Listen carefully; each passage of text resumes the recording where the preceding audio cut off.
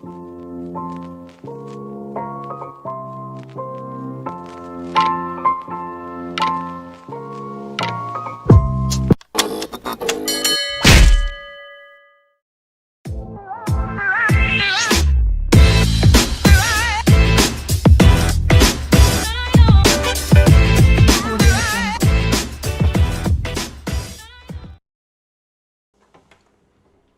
Good evening, Good everybody. Hey, evening. thank y'all so much for tuning in to our Tuesday night Bible study. It's not the Kingdom Life podcast. We just put up the wrong thing. So hey, but nevertheless, we are here tonight. So tonight's gonna be, it is gonna be amazing. It's gonna be life changing. So thank y'all so much for tuning in tonight. We appreciate every one of you for being on tonight. Yes, we So do. tonight's gonna be amazing. It really is. So good evening to everyone. Thank y'all so much for tuning in tonight. Do us a favor. Make sure you share, you like, you tag, you invite, you get as many people as you can to be a part tonight. And man, let's reach as many people as we can for the cause of Christ. So let's do that. Go ahead tonight. Yes. Hello, Faith Center family. Thank you for joining us on tonight. Hello, Sheila T. Roby. Thank you for joining us. Hello, Johnny Johnson. Thank you for joining us on tonight. Hello, Desiree Alvarado. Thank you for joining us. James Calhoun. Thank you for joining us on tonight. Minister Jackie Lavelle, thank you for joining us. Bam, Victoria, and Alexis, we love you. Thank you for joining us on tonight.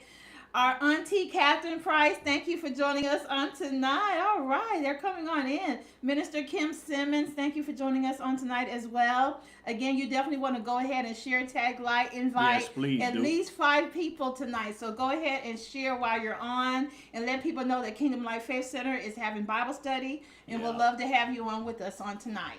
Yeah, we appreciate y'all. We do. Yes, We we really do do. appreciate y'all. Tonight's gonna be amazing. It Oh, really is. yes. Do us a favor and drop us some hearts. Drop us some emojis tonight if you're Show some glad to be here love. tonight. If you're glad to be here tonight, drop us some hearts. Drop us some emojis tonight. Yes. And man, let's just go after Christ. I don't know about you, but I'm feeling the move of God tonight. Oh, I'm yes. feeling God's gonna do something great, amazing tonight. Oh, yeah. Is all this goodness. Oh my goodness. Oh, wait. I gotta stop and say hi to my girl Jennifer Smith. Oh, what's up, Jennifer? And Robert Herrera is on. Hello, Robert Oh, Herrera. Robert, good to see you, man. Oh my But listen, we goodness. getting ready to get some announcements tonight, and then we get this word. Yes. All right. Well, of course, you know we are in the month of February, and we're excited because we're going to be having our leadership symposium coming up on Saturday, February the 19th. We have our very own our overseer that's going to be speaking on developing an atmosphere. Wow. We have Yeah. V. Jesse Smith talking about developing the. We have Shamil Guard, our spiritual daughter, developing a successful team. And I have Pastor Perriman's brother on, Bishop Buer. He's going to be talking about developing a servant's heart. So I am excited. The leadership symposium is free of charge. All you have to do is go to our website at www.kingdomlifefaithcenter.org to register. On our media platform as well. But we would love to have you, your friends, anyone who's in business and ministry. If you are a leader in any capacity, you want to be in this conference. And so it is going to be on again Saturday, February 19th. And yeah, we'd love to have you. And then, of course, we want to thank everybody who joined us last night for our corporate prayer. It was absolutely amazing. That was good. It was absolutely amazing. And then, of course, you know, we're going to be having our women's small group this Thursday at 6 o'clock, which is February the 10th, with myself and Miss Willa Robinson. She's going to be talking about how you can write a book. We know that everyone have a book inside of them, so she's going to tell you how to get that book onto paper. And so that is going to be amazing. We're looking forward to having her on. And then after that, we're going to have our Mature Saints group coming up on Wednesday, February 16th with Miss Sister Shirley Sanders, and that's going to be at 6 p.m. and that's for 50 and over. So if you are 50 and over, you can be in the Mature Saints group, and that's men and women. And then we have our singles group with Minister Jackie Lavelle, which is Thursday, February the 17th at 6 p.m. For all you single men and women, you can definitely be a part of that group as well. And then we have the Better Self group with Minister Casey Abner. That's Thursday, February the 24th at 6 p.m. Then, of course, we have the mandate for the men. Yeah, mandate's going to be off the chain. Oh, I know it is. I know you're ready for them. Yeah. And that's going to be on Monday, February the 28th. At 6 p.m. And then we have the youth and young adults. So if you have any youth or any young adults, there's going to be an adult group, and that's at the end of the month. For the month of February. And then my what I'm really excited about is the in-person service. Yeah. And that's going to be on Sunday, March the 6th at 11 o'clock. Correct. Yeah, March 6th, 11 o'clock. It's going to be amazing. It's going to be Inglewood. Oh, so, yeah. hey, that's going to be amazing. It's going to be amazing. So, hey, y'all get ready. Some amazing things are taking place. Yes. Some encouraging things are taking place. Some life-changing things are taking place. Yes. And, man, we just going to do some amazing stuff for the cause of Christ. Oh, I'm yes, telling you, we so y'all are. got to be a part. Got to be a part. Got to be a part. You got to be a part tonight. You got to be a part. Oh, yes. And listen, we calling all of our people from the IE, from the AV. Everywhere. Inglewood, Long Beach, Compton, everybody. We need you to be there for that in-person service, and let's have an amazing time in the Lord. Let's really have an amazing time in the Lord. So we need y'all to be present.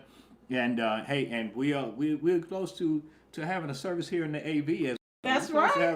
In the Palmdale, the Lancaster location. Hey, so Miss Honeybee. So that's gonna be lit. Gina, how you doing? Hello. Good to see you today. Good to see you tonight. So hey, the Abner family is on. Miss Angie Nichols is rocking with us tonight. Oh yeah. So listen, I'm telling you, you want to be a part of these services. I'm telling you, you want to be a part of these services. So hey, we are getting close. Oh yes. I think our target date for the AV for the Lancaster area is March 20th. March 20th. That's our target date, March 20th. Yes. So hey, I'm telling you, everything is coming together. So you got to be a part. You got to be a part. You cannot be stagnant. Yes. All right. So hey, any other announcements? I just want to say, like you said, this is the year 2022. No more excuses. Yeah, no we more going excuses. After it. Going after it. Oh, going after everything that God promised us, everything that God has said. We're going after it. And and so I see some of the people on here talking about they're going to be a part of mandate. The answer is no. Women, you can't be a part of mandate. Women, you cannot be a part of mandate. You understand? There cannot be any Jackie Hankins in mandate. But you can be a part of the women's group this Thursday. Yeah, you be a part of women's group, but you can't be a part of mandate. You understand? No Jackie Hankins in mandate. You understand? No Tiffany Barnes, no Crystal, none of y'all in mandate. You understand? Y'all had these men in there crying and stuff. No mandate. No, y'all can't be in mandate. Cause I know y'all. I know who y'all be getting down. So no. But let's get ready to get this word of God. There's nothing else? Oh, no, that is it for the announcements. Yeah, because I can already see Jackie. I can tell you. I can just see Jackie. She already strolling up in there. Don't let her have a hat on. Oh, she laughing too. Don't let her have a hat on and get the hat tilted to the side. And she get Ma'am said she going to be there too. See, oh my goodness! See, I can just They're cutting up tonight. I can see Jackie walking in there, hat tilted to the side, strolling up all in there. That. You look at that brother and what's up? Get to it. Oh my goodness! Take your Bible and lift it up high before the Lord. Let's make a confession of faith. Yes, Lord. I'm already having some fun today. Oh my goodness. So lift your Bible and say this with me. Say, this is my Bible. This is my Bible. It is the Word of God. It is the Word of God. Inside of my Bible. There's 66 There's books 66 of books revelation, insights, concepts, ideas, blessings, and instructions. For my life. So tonight, I'll be taught the word. I'll hear the word. I'll receive the word. And my life will never be the same in Jesus' name. All right. Hey, we've been in this teaching series in Bible study, and we've been talking about really 20 biblical principles to become a better me. And so we said what we want to do is strive to become better. Every man, every woman should strive to be better. That's right. Today should be better than your yesterday. Oh, yes. This year should be better than your last year. You should strive to become a better you or a better me. Yes. So we talked about 20 biblical principles, and we said law number one, really a principle is nothing more than a law. We said law number one is the law of self-evaluation. You want to evaluate yourself to see where you're missing it at, see the areas that you need work at, the areas you need improvement at. You also want to examine yourself to see the areas that you are improving in, the areas that you are good in, because you want to celebrate yourself. Oh, yeah. So we talked about the law of self-evaluation, and we said Law of self-evaluation means I don't just evaluate myself one time. I do it on a continuous basis. That's right. But then now we say law number 2 is the law of excitement. I got to get excitement. I got to get excited because I'm becoming better. Yes. I've become some things. I become better today. I'm better than I was yesterday. I didn't cuss somebody out today, but I did yesterday. So I became better. I didn't do what I normally would do, so I'm going to celebrate. I have to celebrate. You have to celebrate every victory and every win. Oh, yeah. Because you are telling the devil that you do not have power over me. So you got to celebrate, all right? So then we talked about the law of strategic planning. We said nothing just happens. Nothing just happens. I need to say that to you again. Nothing just happens. Nothing just happens. So you have to come up with a plan. And you got to be strategic in this. You got to have a strategic plan. Oh, yes, definitely. And this is important now because we said nothing just happens. And then now, law number 4 of imagination. Law of imagination means that I must see myself better. So in other words, I got to take a trip in my mind and seeing myself better. I got to imagine myself better. I got to imagine myself being a better husband, being a better father. I got to imagine myself being a better son, being a better daughter. You got to imagine yourself being better co-worker, better friend, a better brother, better sister. You have to see yourself being better. You have to see it. So if you cannot imagine it, then you will never be able to receive it. The Bible tells us that here's what God does. He's told Abraham that you're going to have children. And the children that you're going to have is going to be a multitude of children. Abram cannot comprehend and understand a multitude of children coming out of his loins and his wife giving birth to a multitude of children. He couldn't figure this thing out. Because first of all, we're struggling trying to have one. And we ain't been able to have one. And now we're old now. And you tell me we're going to give birth to one. And here's what God does. He takes him out on a starry night. And he tells him, put a face on every star. In other words, he says to him, tell the stars, or count the stars. And he's telling him, this how many children you're going to have. So what is he doing? He's dealing with his imagination. So you have to imagine yourself riding in a new car. Imagine yourself being married. Imagine yourself living better. Imagine yourself living a better life. You have to imagine yourself being better. If you cannot imagine it, it'll never be possible for you. And so, go ahead. You know what? That is so true. Because a lot of people are, they're feeling like they can't accomplish certain things. You have to imagine. If you want a home, you have to imagine yourself being a homeowner. Yeah. You got to imagine yourself being a business owner. If you want that business to be a Fortune 500, you got to imagine that. Yeah. You got to imagine yourself being a good husband, a good wife, a good friend. Yeah. You have to imagine yourself. If you want to write a book, imagine yourself being a bestseller. Yeah, you have to imagine it, because if you don't imagine it, you're going to miss out. Right. You got to imagine it. Oh, yes. But then now there's law number 5. Law number 5 is the law of goal setting. We're recapping for those who were not with us. So law number 5 is the law of goal setting. Right. In other words, I break my dreams down into manageable parts that I can achieve in a timely manner. That's a good one. In other words, I don't just have my plate so full. You understand that I got things in a manageable part. Right. That I'm gonna accomplish this. I'm gonna drop 5 pounds in 7 days. So I'm not trying to drop 30 pounds in 7 days. I'm almost going to die. You understand? It started there. Started there. I'm going to die. You understand? So I'm set a goal. 5 pounds, 2 pounds, 3 pounds. I'm going to accomplish this in a week. You understand? That's my goal. It's in the match. My goal now is to drop 100. But I'm looking to do at least 2 to 3 pounds a week. You understand? I'm not trying to drop 100 in a day. Right. You understand? You almost going to die. You understand? You'll be sick. You're going to be tore up. So you want to drop, you want to set it up in the manageable goals, manageable pieces that I can achieve this in a timely manner. I set a time frame with the goal. Then I just don't have a goal out there with no time frame. Right. Because I need to have a time frame with this. But then law number 6 now. Law number 6 is the law of budgeting my life. Oh, yeah. You got to be able to budget your life. There's some things I'm not going to be able to do anymore. You understand? I believe in God for a house, so I can't go out and spend money all crazy anymore. Right. I believe in God for a new car. I can't go out and just spend money all crazy anymore. I got to budget my life. I'm trying to be better, so I can't hang out with Pookie. I can't hang out with Ray. I can't hang out with G-Rock and She-Rock and them. I can't hang out with them because as soon as I start hanging out with you, I don't get better. I get worse. So I got to budget my life. There's sometimes I'm going to hang out with family, and sometimes I'm not going to hang out with family. Right. So I got to become better. I got to budget my life. But then law number 7 is the law of the U-Haul. The law of the U-Haul now, we said, is this is where you're willing to give up some stuff so that you can be successful. In other words, I'm gonna let some stuff be hauled away. Oh, yeah. I gotta let it be taken away out of my life. I gotta let frustration and anger and insecurity and pride be taken out of my life. I gotta let God haul this stuff away, so that I can be better. Because if I keep holding on to it, it's going to add extra pressure, extra weight, but it's also going to add extra to my life that I don't need. You know, when you get ready to move, you didn't think you had all this stuff until you get ready to move, and then all of a sudden you open up, you got all kind of boxes, you got this. I ain't seen this in a while, and why do I still have this?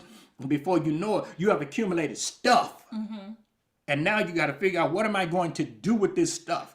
When all you had to do was do your spring cleaning in the spring. Give it away. All you had to do was get rid of some stuff a long time ago, and the weight on you would be different. Oh, yeah. So I gotta let some stuff be hauled out of my life. And then there's the law of the implementation. Law of the implementation means I gotta put my plan into place. That I don't just have a plan and not implement the plan. You understand? I gotta put feet to the pavement. The Bible said faith without works is dead. So I gotta put feet to the pavement. I say, I'm looking to lose weight, but I'm sitting at home eating a ding dong every day. You gotta be a you gotta do it, just a hear of it. You gotta put some things into place. You understand? Yes. You say you want to lose weight, you gotta get up and go to the weight room. You gotta go get up and do some exercising. You can't just sit there. You want a job, you gotta fill out applications. You gotta submit resumes. You just can't sit back. So I gotta implement my plan. Gotta put some works to it. Gotta put some works to it. Oh, yes. But then law number 9, return, says, I refuse to go back to where I used to be. I am focused. I am not going back to the place that I used to be. I am too focused on my goals, too focused on my dreams, too focused on becoming a better me. A lot of times this happens to people when they go through a divorce or a separation. Now they start saying, I'm doing me. Or when their children grow up and the children are gone out of the house. Now I'm focusing on me. I'm doing me now. I ain't got time for you. Nope. I ain't buying you nothing. You understand? You're 18 with a job. Nope, I can't pick up this for you. No, I can't do that for you, boo. I just got enough food for me tonight. You gonna have to buy your own. See what I'm saying? There's a time where you say, I can't go back to this anymore. Right. I'm moving forward. I'm focused on me now. And that's a crucial part, because not many people focus on themselves. That's true. You're too busy giving out everything that you have to everybody else, but you don't focus on you. Yeah. Listen, you need some me time. Oh, yes. Sometimes you just need to put you on your calendar. Let me say it again. Sometimes you just need to put you on your calendar. I need to go get my nails done. Give yourself some self-care. I need to go get my hair done. I need to go and sit back and relax and lay on the couch and do nothing today. Nope, I'm not cooking. You know, food called Uber. Nope, I'm not cleaning up today. You go do it. I'm not doing it. I just need to focus on me today and enjoy me. There's nothing wrong with you saying, I'm going to enjoy me. That's true. Well, I'm not going back to certain things. But then now there's a law number 10. Law number 10 is what we ended last week. The law of not the law of knowing that I don't know everything. It's a fool who thinks he knows everything. Right. So the law of knowing that I don't know everything. In other words, I settled in my heart that I may not know everything, and that I may need help from someone else who does. So in other words, if I'm going to achieve my goals, I may not know what I'm doing, so I need to tap into somebody who does. Yes. I may not know how to barbecue like Miss Regina does, but I need to call her. Hey, look, how do I season this meat? How long do I let this meat sit? You understand? What else do I do? Do I inject this stuff with what type of? Do I inject it with some apple juice, brown sugar mixed together? How do I do this? You understand? Because if you don't know, tap into somebody who does know. Right. Hey, I'm looking to get a house. Is this a good percentage thing? I don't know if this is a good percentage thing. Miss Casey, can you tell me, am I in the right lane? Am I doing the right thing? What am I looking at, and what should I be expecting? Because if you don't know, you got to ask somebody who does know. Right. The Bible said, if any man lack wisdom, let him ask of God, who giveth to all men liberally and upbraideth not. So I don't have to know it all and be successful, but I do need to be smart enough to know that I don't know everything. That's right. And there's somebody out there who knows what I don't know. So I tap into what they have. The Bible tells us like this, that iron sharpeneth iron. Yes. So if I get connected to somebody who's prospering, what's on them going to come on me, and I'm going to be better. Right? But then now we get to this part here where we're dealing with tonight on the law of correction. The law of correction. The law of correction. The law of correction means that I correct issues that I may see with my plan, that I may see with myself, and that I may see with others who are there to help me. I gotta have correction in the plan, because sometimes we put a plan together and the plan may not be exactly what we need at this moment. Might need to do a little tweaking. You may need to do some tweaking to it. may need to do some tweaking to it. There's nothing wrong with you doing some tweaking to the plan. There's nothing wrong with this. So we said the law of correction is I correct issues that I may see with my plan, myself, or with others who are there to help me. So watch this. Number one, I give God the right to make corrections to my plans. Most people, pride gets in the way and they won't let God correct their plan. Let's go quickly to Proverbs chapter 16. We'll prove some things out to you. You got to let God be the one that corrects your plan. You're supposed to come up with a plan, present the plan to God, and let God go over your plan and add to you the things that need to be added and take away the things that need to be taken away from. It's important because he knows all things. The Bible said that God knows the way that I take. And when he has tried me, the Bible said, I'm going to come forth as pure gold because I allow God now to correct my plan. So we said we're in Proverbs chapter 16, verse number 1. Verse number 1 said the preparation of the heart in man and the tongue of the Lord. All of the ways of man are clean in his own eyes, but the Lord weighs the spirit. Watch what he tells us in verse 3. Commit thy works unto the Lord, and thy thoughts shall be established. So watch what he's telling us. He's saying, give your plans over to God. Oh, yeah. Give it over to God. Roll your works, roll your cares over to God. Submit your plan to God and watch what God will do. He will establish your thoughts. He'll establish it. Oh, yes. Because he knows what I don't know. He knows what you don't know. He knows the way that you should take. So when I take my plan and I submit it to God, this is what I do every single morning when I do it in the backyard. If I believe I've heard from God, if I don't believe I've heard from God, this is what I say to him, God. I am talking about this today. I believe you gave this to me. My agenda and my objective is to do this, and this. Right. I ask you, God, to give me wisdom and insight because you know who's coming on the broadcast in the morning. You know who need what. Oh, you yes. know who's going through and who's not going through. You know the way that every man take. So utilize me, God, as a vessel by which you will flow through so you can touch the hearts and minds of people. Ooh. That's what I do. I submit it to him. That's right. And I let God make course correction. There are times when I'm doing the broadcast, and you may see me stop in the middle of what I'm doing and say, I don't know who this is for, but this is for somebody. Trust me, this ain't something I plan to say. This happens to us even in Bible studies, like in Sunday morning services, that we'll say, this is for somebody. We don't know who this is for. That's right. It's because God is interrupting. It is because we have surrendered it all to him and gave him the right to correct, to change, to add to. Because he knows what's best for us. He knows. So you got to have the law of correction. The law of correction means I give God the right to correct my plan. But the law of correction also means that I give others the right to advise me so that I can't make mistakes, so I won't make mistakes. I can't tell you how many people who have not adhered to our advice. We were talking, my wife and I was talking about this the other night. What they do is they ask for the advice, but they don't follow it. Yeah. We were kind of talking about this the other night, how we have children. We give them wisdom, and then they don't take the wisdom, and then what they end up doing, bumping their head. Then here they come, daddy.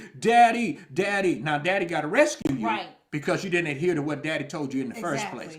So that's what happens. So you got to be able to take advice from somebody who knows what you don't know. So the law of correction says, number 2, I give others the right to advise me so that I can make correction. The Bible tells us that Jethro had to advise Moses. Exodus chapter 18, verse 13 to 24. For time's sake, I ain't going to read all that. But Exodus chapter 18, verse 13 to 24 tells us that the children of Israel has been brought out of Egypt. They're getting ready to step over into the promised land now.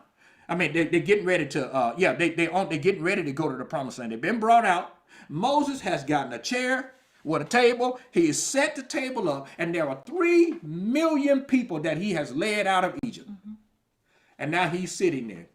And these people are in lines coming to inquire of him about the things of God and to allow him to judge matters. And you know how some saints do. Some saints, they want to talk to you after church is over with, and they don't really want to talk about nothing. They just want to talk to you. So can you imagine they just showing up, well, Brother Reverend Moses. Oh, Reverend Moses, you preached a good message. You know, we were going around there in Brock for a long period of time. I thought we wasn't going to make it. But Reverend Moses, I tell you, Reverend Moses, you all of that. Can you imagine some of them doing it? Then you got some showing up with a dream. Reverend Moses, I had a dream, Reverend Moses. And the dream that I had, Reverend Moses, was somebody on a green horse, a blue horse, and a red horse. What do that mean, Reverend Moses? I don't know. Maybe you ate some pizza last night. Maybe you had Chili's before you went to bed. You understand? So they're asking you all this stuff. And then there's some who got legitimate problems. I need you to pray for me. I'm going through. I need you to pray Ray. He going through. Pray for Shanika. She going through. Yes. Pray for my dog and cat. They going through. Yes. So can you imagine? There's 3 million people standing in line, basically, Woo. to inquire of him. And Jethro, his father-in-law, who the Bible said is the priest of Midian, is standing and watching him. And he goes to Moses and he says to Moses, Moses, what is this thing that you do? He says, well, I'm letting the people inquire me of God. He says, Moses, the thing that you're doing is not good. It's too hard for you. You're going to wear the people out and you're going to wear yourself out. Right. So here's what he does. He tells Moses to listen to my advice. He says, choose people, choose leaders, Yes. give them tasks and let them lead. Oh, yeah. And the weightier problems, the most daring problems, let them bring them to you. Exactly. And you judge the matter. Because he said, you can't lead the people doing everything. No, you cannot. You can't lead the people doing everything. And this is some of the things that church people don't get an understanding of. The pastor is not supposed to do everything. Ooh, This is say why it we're again. supposed to have ministers. You got to step up to the forefront. You take some of the load off. Because watch now, the disciples said it like this. We got to appoint people to wait on tables. It ain't our job to wait on tables and to do this and to do that. Our job is to stay before God and to seek his face so that we may know what to do. He said, it's your responsibility. And many people today who've been taught, especially in super religious churches, that everything is on the pastor. And that is not true. We used to have, in our church, you always have somebody walk up from the streets. They homeless or whatever, walk on, they shrink on drugs, they walk up, I want to see the pastor. And then here comes everybody, Pastor, somebody won't see you. And then you go down there, yeah, but Pastor, I'm hungry. Can you give me something? And so out of courtesy and out of pity, Right. you give them a $5 or $10 Right. or whatever, a couple bucks or whatever. Right. And you're looking at them, why y'all do that? Right. So I had to have communication with security. Hey, listen, bro, don't do that again, man. Don't come again. You don't that person could be coming to kill me. Okay. And you talking about, hey, come hey, pastor, Bring him on down to pastor. No. You No. don't do that. You got to be a buffer between the pastor and the Exactly. people. You got to be. That's what this is for. I Right. can't come down and handle all of these problems and all of these issues. Listen, if you're gonna bring an issue to a leader, you have to bring him solutions or bring her solutions to the Yes. problem along with the issue. Right. Because if you're just dumping the issue on the table, now I got to disseminate through the problem, figure out an issue when you should be the one bringing a solution. Because watch now, the problem hits you first. Oh, I need people to get this. This is what true leadership is. True leadership is not you delegating. True leadership is not you taking on authority. True leadership is you delegating certain things to people who can handle them. yes. This is why the Bible says, pick out several men or pick out certain people who shall be faithful and able to teach others also. Why? Because you can't do the work on your own. Can't do everything. So you have to be able to, if this is who you are and you are trying to do everything on your own, you cannot do it by yourself. You need help. Yes. You need help. So if you're trying to do it on your own, let God correct you and let God give you some help. It's a prideful individual who will not take their hands off of things. What you're going to learn from Pastor Perryman is he's not a micromanager. Oh, not at all. Not at all. Not a micromanager at all. Here's what I'm going to do. I'm going to defer to somebody who knows what Pastor Perryman don't know. Yes. All right, we looking at the building today, and Miss Regina's husband asking me about certain things. Go see Angie. What's Angie saying? What's my wife is saying? I don't know. You understand? Whatever they say, see them. How y'all gonna set this up? What y'all need? You understand? Cause I'm not getting that. I'm not proficient in that. Right. Let them be proficient in that. Yes. That's what they do. You understand? Right. I'm gonna stay in my lane. Right. You understand? It's just like you don't want me coming to your house fixing nothing. You Don't want me call coming, I'm Pastor telling you, to fix I'm nothing. telling you.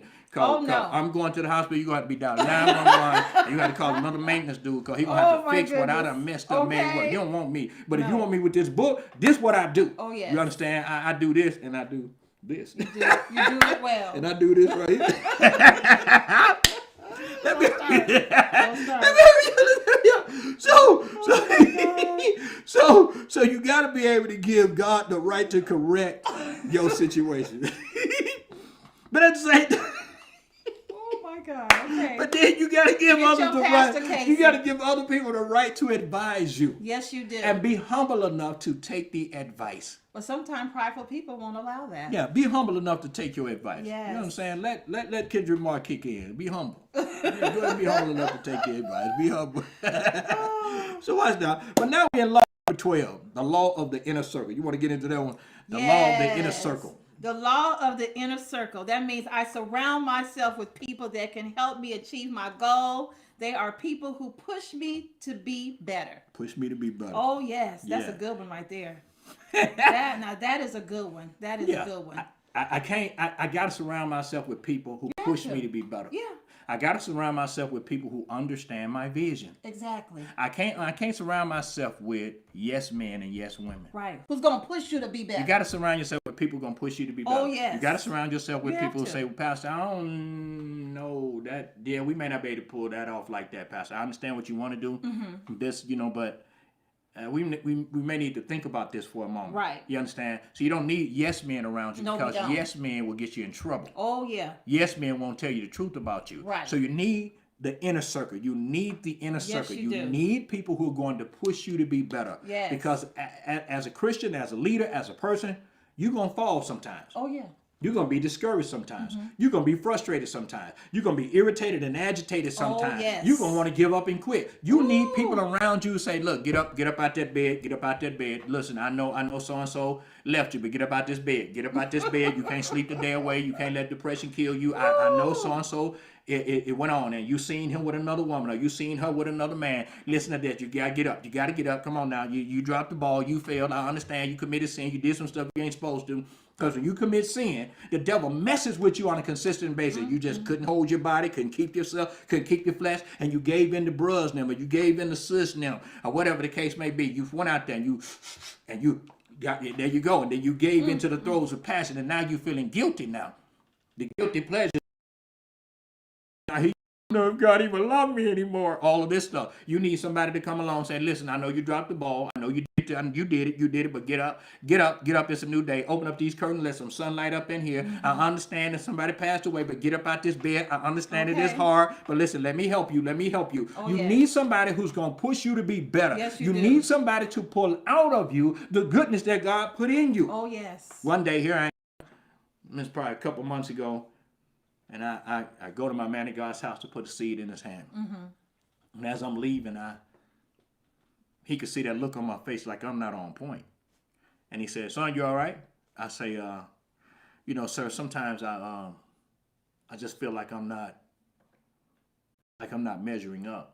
Sometimes I feel like I'm not measuring up as a pastor. Sometimes I feel like I'm failing. Sometimes I feel like the messages that I'm delivering, that I'm not delivering them well enough for people to be free. Sometimes I feel like I'm not being a good husband. Sometimes I just feel like I'm not on point. And I said, sometimes I feel like I'm not even being a good son to you. And here's what he says to me. I don't see you like that. Exactly. That's just you being hard on yourself. So he said, I don't see you like that. And he says, you're going through some challenges right now because you're trying to get a building. Right. And the buildings are not coming for you. And he said, that's what your problem is. I don't see you like that. He said, you're a great teacher. Like, I never have to really worry about anything going on with you. Right. He says, you're teachable. And you take what I say and things. So I don't see you like that.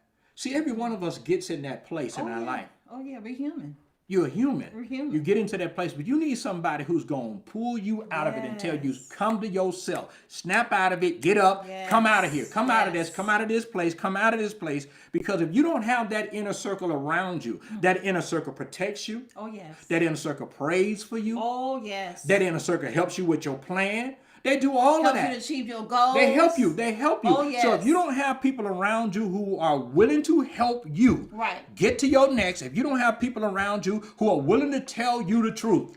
That's Say that again. You gotta have people around tell you the truth. Now, Yes. one day I was in the Macy's. I was in the Lakewood Mall. Jack in Lakewood Mall. I'm going in there. You understand? We living in Gardena. I'm gonna buy my wife. You understand? A nice purse. You understand? I'm gonna buy Treasure a nice purse. I bought my other two daughters a nice purse. You understand? And I'm in there, and this girl is trying on an outfit in Macy's, and her friend saying, she said to her friend, how does this look on me? And the friend was like, girl, you gonna have them hating on you tonight. You gonna have them hating on you tonight. And I'm looking at her. I'm looking at that outfit. And you looking like a hot mess. You understand? That's what I'm looking at. Like you not. I'm saying to myself, I'm looking at this outfit. The outfit's a hot mess. This ain't a true friend. You understand? That's not a true friend This at friend, all. this outfit is too small. That's not a true friend. You understand? Like it ain't like you use 130 pounds, 140 pounds with a tight skin tight dress. You're a big size woman, That's and it not a doesn't. true I'm friend. not against anybody, but all of because there are women plus size women can wear some nice stuff. You understand? Right. And I've seen it. You understand? But this I can see everything's too tight. Like she couldn't hardly get it on. Basically, you can see all of her goodness and mercy, everything. Oh, and I was no. saying like. Oh, no. Yeah, that ain't no friend. Yeah, that's not a friend. See, a friend ain't gonna let you go out there and get embarrassed by people. A friend gonna That's tell not you a real like, friend. wait a minute, this ain't your color right here. Yeah. Yeah, look, sweetheart, you can't wear That's that a right fake there. Let's friend. not wear That that ain't right real there. friend. That That's a don't fake actually, friend. and you could put it in a nice way. Hey, that don't bring out your je ne sais quoi. Yeah. They don't bring Not at out all. the best in you. They don't bring out that oomph in you, right? That ain't it. Listen, you too old to be having yellow hair. Yeah. You understand? Brown, and blue Woo! braids. You too old for My that. God. You understand? Come on now. You too old. Look, the lashes they too curled up. You need to come down, come back. This is not for you right here. Yeah. See, if you don't have a friend that's willing to tell you the truth, you don't have a friend at all. Right. Because a friend will never let you go out and get embarrassed and watch everybody laugh at you. Yeah, A that's true so friend don't do that. That's So true. you must have the right inner circle. See, y'all been friends where you seen your friend didn't have on stuff right, and you pull him to the side or pull her to the, hey, bro, hey, your pants unzipped. You understand? Friends do that. Friends Hey, do that. you know what? Hey, listen, your bra strap is showing. Come here, let me Right, help let you me fix fix it that. for Let me you. help you fix that right Right. there. Yeah, this is off. Let me help you with that. Because they don't want you to be embarrassed, because to see Exactly. you get embarrassed makes them feel bad. Oh, yeah. That's a true friend. Yes, it is. That's why you got to have the right inner circle around you. That's the so true. right people around you. Because sometimes we want to do some stuff that we shouldn't be doing at this moment. I never forget, there was a lady in our church one time. She wanted to go to school, and she wanted to do something in the medical field, just way over the top. And my wife said to her, "You can't do that. You're already carrying a heavy load on your job. Woo. You got a husband and you complaining about you Right. don't see him, and then you trying to go into this field. You can't do that." And the lady got upset. She got upset. She got upset, but she's telling her like, you can't do that. You have to listen. You already you carrying the shoulder the load on the job, and they carrying you. They depend on you for everything. Now you're going over here to try to do all this. You can't do that. You forgot your wife. You can't do that. Yeah. You need to take a step back. Yeah. The lady got attitude, then went and did it. And within a month, she found out she couldn't do it. So she walked away from it all. Well, I don't want to listen. See, nobody was telling you that just to be telling you that. They was telling you some stuff that you didn't see. Yeah. See, the law of the inner circle says people will help me with what I don't see. So watch now. My inner circle should do more than hold me. They should do more than hold me accountable. It should cause deliverance to come in my life. So my inner circle should do more than just hold me accountable, but what they do should help me to have deliverance in my life. Ooh, that's good. This is important. I can't tell you how many people will not follow this plan. The scripture says in Proverbs 13:20, says, "He that walketh with wise men shall be wise, but a companion of fools shall be destroyed." Yeah. See, who you run with, who you walk with has a profound effect on your life. If you run with foolish people, you're going to do foolish things. That's right. But if you run with integral people, you will be integral. That's right. So it's based on who you connected to. Yes. Your inner circle must be willing to push you and help you to be better. Watch now. But the Christian Standard Version Bible says, "Without guidance, a people will fall. But with many counselors, there is deliverance." Ooh, that's good. Let me say that again. That's good. Proverbs 11, chapter verse number 14 from the Christian Standard Version of the Bible says, "Without guidance, a people will fall. But with many counselors, there is deliverance." Because the King James Version of Proverbs 11, verse 14 says, "Where there is no counsel," says, "Where no counsel is, the people fall. But in the multitude of counsel, there is." There is safety. So my inner circle should provide safety for me. Oh, yes. Let's continue on. From the Message translation, Proverbs 13:20 says, "Become wise by walking with the wise. Hang out with fools and watch your life fall to pieces." Yeah. This is the Bible. So I got to make sure my inner circle is tight. My inner circle is integral. Oh, yes. Because usually it's the inner circle people who get you in trouble. Your character got to be intact. Got to be intact. Oh, yeah. Got to be intact. Got to be intact. So watch now. Who should you surround yourself with?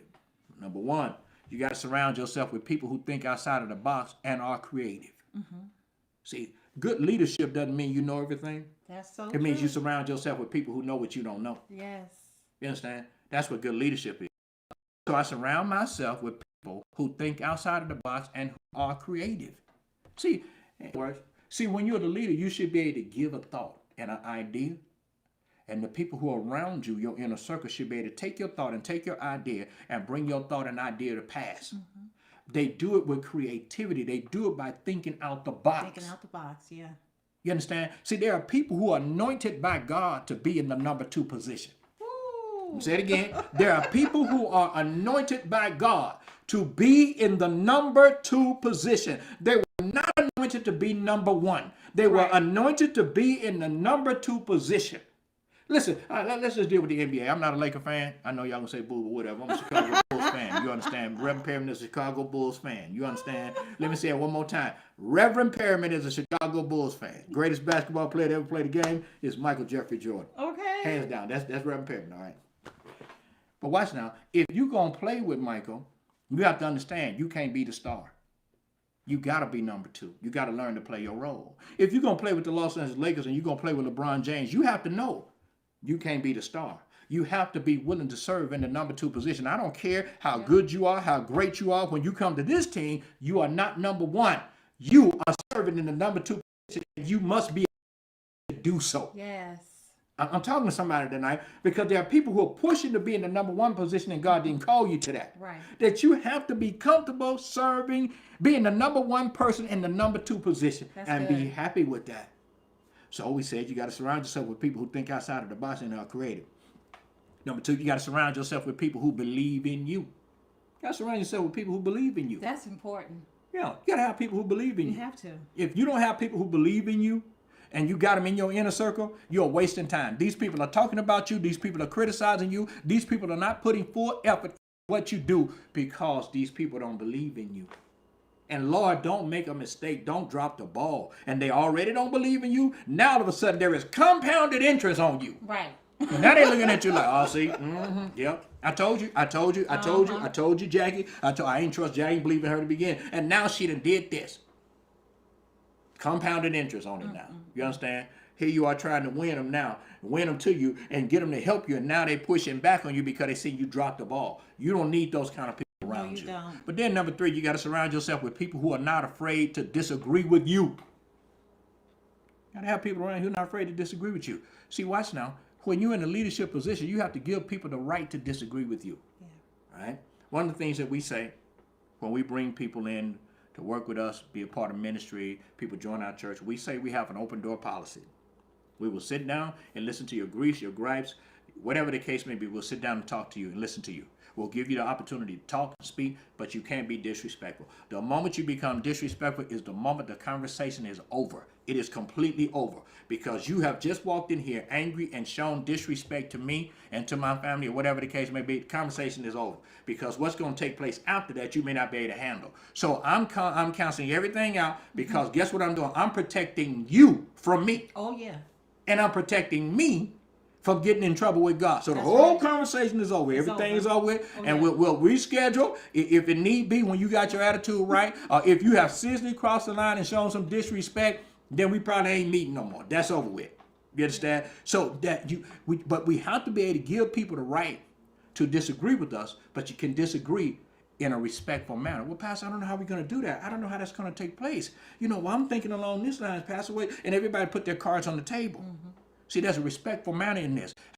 I told this testimony once before. I told it, Bishop Jernigan is saying to me, I'm serving as an associate pastor with him. And he's saying he wants to do this, and this. And I can't figure it out.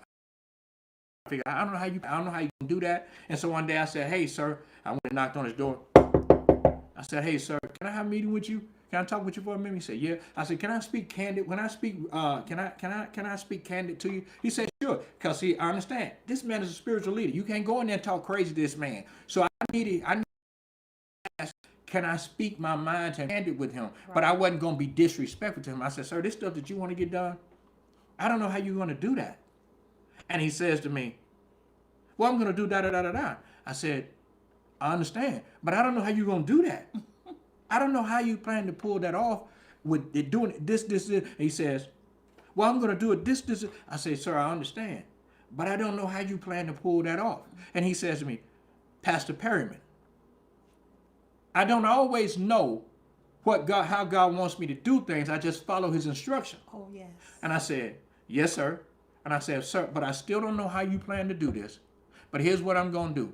I'm going to do everything you tell me to do. I'm going to do everything I can to help you bring this to pass. I do not understand how you're going to bring this to pass. And I said, and you will never hear this conversation from me again, and you will not hear it in the congregation. I will not say anything to the congregation. I'm going to work my tail off to help you accomplish what it is you're trying to accomplish. Yeah. Now listen to this. I walked out of that office confused. Still confused. Because I still couldn't figure out what it is he wanted to do. I worked my tail off trying to help him bring it to pass. Yes, you did. I worked hard trying to bring it to pass. Even though I didn't understand it, I would sit and ask God, give me wisdom to help this man do what you called him to do. I don't understand it. I don't know how this is going to work. And then I said, but God, you didn't call me to lead this. You called him. Help me to help him. Yeah. And then God started giving me plans as to how to help him. There are many things that took place in the church. The people did not know that I was the one behind the scenes making it happen. Oh, yes, you were. And I never took credit for it. I gave all of the credit to him. Yeah. I was behind the scenes working stuff out for him. He didn't. Nobody knew that but him. And I made sure that I didn't steal his shine. I gave him all of the shine. That's right. Because he's the person in charge. Oh, yes. So we said, number one, you got to surround yourself with people who think outside of the box and are creative. You got to surround yourself with people who believe in you. Number three, we said you got to surround yourself with people who are not afraid to disagree with you. But then number four, you got to surround yourself with people who have a winning attitude and an exceptional character. Can't have people around you who talk doubt and unbelief. I hate that with a passion. I hate it. When people are just so doubtful, I hate it with a passion. Because when you serve in an inner circle, you must be a man or a woman of faith. Oh, yes. You gotta be a man or woman of faith. They cannot help you bring your dream to pass if they're your inner circle and they are full of doubt and full of unbelief. Listen to this. We believe. Oh, yes. We believe. We live by faith. Oh, we yes, trust we God. We believe. Oh, yes, we are believers. Oh, this yes. is what we do. Yes, yes, yes. So you gotta have people in the inner circle with you who believe, who are people who have a winning attitude. We believe that we win. Oh, we always win. Gotta believe that. You gotta yes. have people. If you don't have people around you who do not believe that you win, who don't have a winning attitude, you are always defeated. My thing is, the game ain't over until the refs say it's over. I don't care. And that's how you are when you're watching games. Look, too. I always believe we got a chance. Okay. You understand? Look, I'm sitting up there and looking at the TV. I'm in front of the TV like I'm in front of the TV like that. Hey, let's go. Yes. We in this. We still got a chance. We in the fight. We still in To the the fight. end. We To still the in the fight. I'm end. telling you, till that whistle sound. Okay. I don't know what's gonna happen. You Right. understand? I'm in front of the TV like, hey, we in the fight. Oh, We still yes. in the fight. We still in the fight. The game ain't over until the zeros are on the clock. And then again, when it says zero on the clock, I still don't believe the game is over till I hear the referee say game over. You understand? It could be 1 second put back on the clock, and I still got a chance. I believe you got to surround yourself with people who got a winning attitude. You sure do. I want to add to that. I have about three. Go ahead. That You I want close to us add to that. Who should you surround yourself with? You should surround yourself with people that will change your playground. There are some places that you simply have to stop going to if you want to become a better person. Each person knows which place they have and what temptations are for them. So you have to not go there. You have to not go there. The next thing is you have to surround yourself with people that will change your playmates. Wow. And that's a choice in life that is crucial to your well-being and your success. Yes. There's an old saying that we used to always say, birds of a feather flock together. If you want to be a better person, then you need to associate yourself with people that's going to help you to be better. Yes. So that means, like you said before, people that think out the box, people that's going to push you, people that's going to encourage you, people that's going to just push you to be a better person. Yep. Those are the people who you want to surround yourself with. Then the last one is you want to surround yourself with people that will change your playthings. And that means, like it's so funny. Like, you are funny. I'm going to say that again. You got to surround yourself with people that will change your plaything. Yeah. So that means recreation is meant to be a blessing. Yes. And it's virtuous, balance, and control. So you need to ask yourself today, what are your playthings? Are your playthings you watching too much TV? Are your playthings you on social media all day? Yeah. Are your playthings you watching playing video games all day, or you running the street? You got to ask yourself today, what are your playthings that's hindering you from going and doing what you have to do? Those playthings, you need to eliminate them. That's You need crucial. to eliminate them because they're nothing but blessing blockers. That's it? Yeah. I thought you had some more. I got some more. I'll do it for next week. I kind of was looking at that play thing right there. I said, all right. Yes. yes. So you can't let people hold you back. So you have to really keep in mind, what are you surrounding yourself with and who. That is so That's important. That's so really important because many times we forget who we hang out with. Oh yeah. We hang out with people who don't always have our best interests at That heart. mean you no good. Yeah. So you have to make sure that you surround yourself with the right people. Yes, you do. The right people. Oh yeah. Listen, that's our time for tonight. We appreciate every one of you, and we're really pushing these become a better me in Bible study. Yes. Man, I'm telling you, you got to surround yourself with people who are exceptional people with a winning attitude, people That's who think right. outside the box, Oh, people yeah. who believe in you, people who are not afraid to disagree with you. That's right. And when they disagree with you, it's not because they don't have your best interest at heart. People who are willing to interrupt your program. Yeah. You understand? Not out of disrespect or dishonor, but that's a privilege. That's a right and a privilege that they earn to disrupt your program. That's right. I'll give an example, then we close this for real. Okay. Bishop T.D. Jakes is talking about, he is preaching in the service. Now, he knows that his mom is bad off in the hospital. You understand? He's been leaving church, going to the hospital as he's wet and getting in the bed with his mama. You understand? She's got dementia, Alzheimer's. He's trying to feed her food. She forgot how to swallow and all this type of stuff. And he's loving on her and caring for her and everything, taking care of her.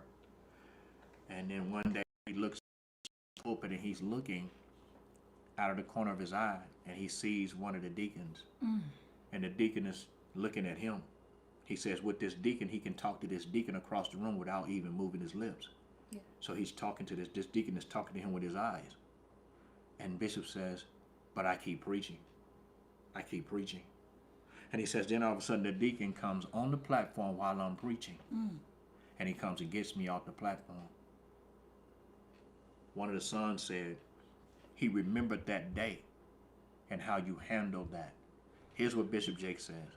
He says, I knew him. And I knew he didn't come out of dishonor and disrespect. He came to get me because something had happened that nobody else could take care of. And he came and got him. It was because his mama had passed away. And Bishop says, I knew it with the eye contact, but I was so much involved in a relationship with the text that I'm preaching that I couldn't let the text go in order to go be with my mom. And he said he had to come get me. See, that's a right and a privilege that you earn. Oh yes. That you don't just do that, but it's what you earn. See, when you have people in the inner circle, they have to earn places with you. They earn places with you through their faithfulness. Yes. You understand? They earn these places. They are loyal people. You don't let people be in the inner circle who are not loyal, That's who right. are not faithful. These people have to be faithful. They have to be loyal. They Yes. earn this place with you. Yes. They earn this place of trust. They earn it. Yes. They earn it. And so many people are putting people in place who don't earn the place. They don't earn it. They don't deserve to be in the place. You put them there because you just need somebody. Right. No, people have to earn the inner circle place with you. They do it through loyalty. They do it through faithfulness. They do it through trustworthiness. And you don't get this overnight. This takes place through a process. There's a process involved in this. You've had to see them in action. You've had to see how they operate and how they act. When challenges and situations and circumstance happens, Yes. you have to see that. Oh, yeah. And if you can't see them in action, then you're putting people in place who should not be in your inner circle. You're going to be better. Surround yourself with people who are better. Yes, and give them the right to say to you. Give them the right to disagree with you. Give them the right to be people who don't understand. Give them the right. Yes. Give them the right. Do us a favor, get your seed in the ground tonight. Get your seed in the ground tonight. If you've been blessed tonight, you've been encouraged tonight, you've been uplifted and motivated, get your seed in the ground tonight. And when we preach and teach like this, you got to remember this is not like Bible study. I mean, this is not like Sunday morning service. What this really is right here is really to help you become a better person. That's what we're endeavoring to do, is to help you become better. Right. And you're going to find out that your pastor got flaws. You understand? You're going to find out that your pastor loved his wife. He ain't got his eyes on nobody else's wife or none of that kind of stuff. I ain't got time for this. The way you see us act right here is how we really are in person. That's what we do for real. You understand? So, and so men can feel safe Yes. letting their wife come to church with us. Oh, yeah. Because Pastor Perryman's not after your wife. That's right. Not at all. Not after your girlfriend. Not after your daughters. Not after your sons. And wives can feel safe that I ain't after their husbands. Right. You understand? None of that. None of that. None of that. What we want to do is, Yes. that's what we want to do. That's the assignment. When God called me, he said to me, I'm going to uproot people from different churches and bring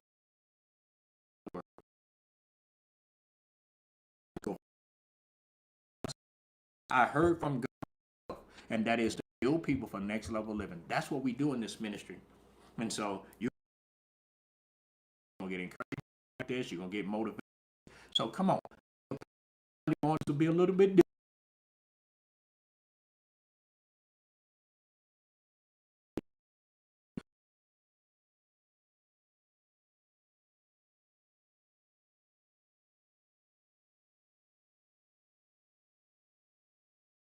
If you see on your screen, if you're on Facebook, anything like that, YouTube, you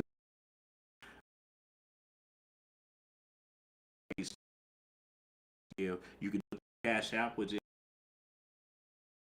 church, again, the $ K.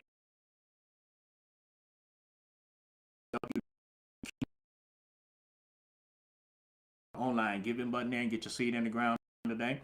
Or if you're viewing us from the app, if you got the church app, all you have to do is tap on the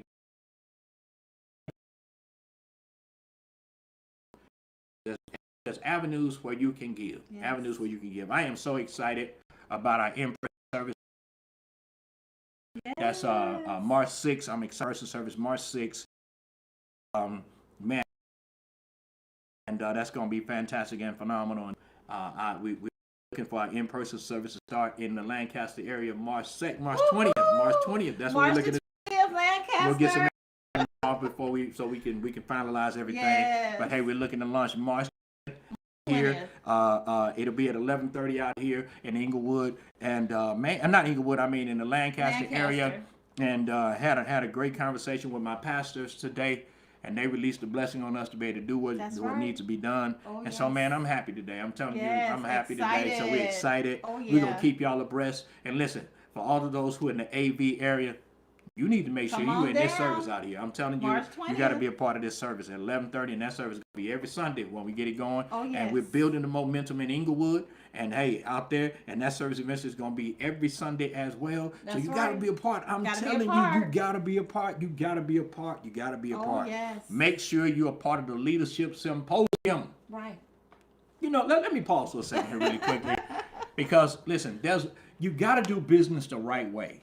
Got to do business the right way, and we did business the right way. Yes. You understand? I'm not leaving my pastor. None of that stuff. I'm hanging with my manager. I ain't going nowhere. You don't hang with him. He going to put me out and tell me I can't be a partner. You understand? But I'm hanging. I'm holding a course. That's right. You understand? You got to do things the right way. You have to go and somebody. That's what we do. That's right. And when you connect with the person, you have to value their wisdom. You have to value it. Their wisdom is important. Yes. And I can't tell you how many people jump the gun and they don't get the necessary wisdom from their leader. Right. So we had to go sit down, talk to our leader, and get information from him. And seemed like they were more excited than we were. Yes. So that's how you do business, man. You do business the right way. You never do business the wrong way. That's right. Because to do business the wrong way is to miss out on everything that God has for you because you're going at it the wrong way. And that's not how we do business. So, hey, I'm telling y'all, you got great pastors today who are covered. Yes. And who believe in supernatural things. So y'all got to be a part. Be a part. I'm telling you, man, the grace of God is on this thing. Oh, yes. So come on. We're seeing God do some supernatural things. We're seeing him move like never before. We're seeing him do things like never before. So come on and connect. All right? Come on and connect. Come on and connect. And I'm telling you, it's going to be life-changing. So y'all get in agreement with us, too, that we'll have all of the resources that we need and that we'll have all of the equipment that we need. Yes. That's why we need you giving. That's why we need you giving. We need you giving so y'all can see that we're not just people who are just talking this thing, but we really walk this thing for real. Yes. So y'all come on and be a part. I need you. If you're not a member of any church and you want to be a part of Kingdom Life Faith Center, the church that's building people for next level living, come on, be a part. We're growing and we're going. That's right. So come on and be a part. We're not forgetting the people who are online with us. No, we're not. We're still streaming the services live to you. Still be a part. You'll still be a part. I'm telling you. So you want to be a part. You are a cyber church. You be a part. You want to be a part. Don't let the devil tell you that you cannot connect with us. You got to come on. You got to connect. They already said, when I think of the fourth Sunday, going to be food up in the church. If you don't do nothing, show up on the fourth Sunday. Cause I can just smell it. Angie, he's ready. He's ready, Angie. And listen, and I'm looking for a thing in Inglewood. Man, it's going to be March. Be there. You gotta be there. You gotta be there. We're building momentum all the way around to do everything that God has called us to do. That's right. And we need people to help us because, you know, when Pastor Lee, the Inglewood location, hey, we got to get to the Lancaster location. That's so y'all got to work with us. Y'all got to be able to help us. Yeah. The things we need to do. So we love y'all. We appreciate y'all so very much. So do us a favor. Get your seed in the ground tonight. Get it in the ground tonight. Don't let the devil tell you that you cannot sow, that you cannot connect, and you cannot commit. So get your seed in the ground. Please get it in the ground tonight and be a part of what we're doing tonight. Be a part, all right? We appreciate you. We really do for what you do. Thank you for partnering with us. Thank you for sowing in the good ground. And so tonight, as you sow your seed, I am declaring favor in your life now. So, Father, in Jesus, Yes, God. I be favor over your people tonight. Thank you. I declare and decree that your people are highly blessed tonight. Yes, God. For every person, God, who's partnering with this ministry now, I declare and decree the 1,000-time blessing over them. I declare and decree favor on their life now in Jesus' name. And God, we thank you for it in Jesus' name. Amen and amen. So y'all come on and be a part. And we need ministry workers. Yes, we need greeters. We need ushers. We need ushers. Attendants. Yes. We need them. Y'all come on and hey, God is a great God. Oh, yes, he is. Don't forget, your reward is with that, with your connection and with your faithfulness. Yes. All right. So hey, we got to get out of here. We love you. If you don't know Jesus Christ as your Lord and your Savior, say, Heavenly Father, I know without Jesus, I am lost. Jesus, I repent of my sins, and I invite you into my life. I believe that you died on the cross and that you rose again on the third day. From your word says, God, that if you confess with my mouth that Jesus is Lord, I would be saved. So I believe and I'm saved tonight in Jesus' name. Hey, if you prayed that prayer with us, we believe you got born again. So hey, the Bible Believing Church, that Bible Believing Church is Kingdom Life Faith Center, the church that's building people for next level living. All right, so come on and be with us. And let's go get it for Christ. Let's go get it. Remember, we said 2022 is a year of no more excuses. Go after it. You got to. Your pastors are going after. That's right. We're better together. Oh, yes. All right. So we love y'all. If you need prayer, what do you got to do? If you need prayer, you can give us a call. We're available for 10 minutes at 323-238-9915. Again, the number is 323-238-9915. Yeah, 323-238-9915. Yes. And what we will do is we will see you guys again tomorrow morning on In the Backyard with Pastor Perryman. And hey, it's going to be live. It's going to be lit. So y'all come on and be a part. And don't let the enemy stop you from being a part. All right? Got to go. We'll see y'all again. I can't wait for the halftime party, baby, because I already know it's going to be going down.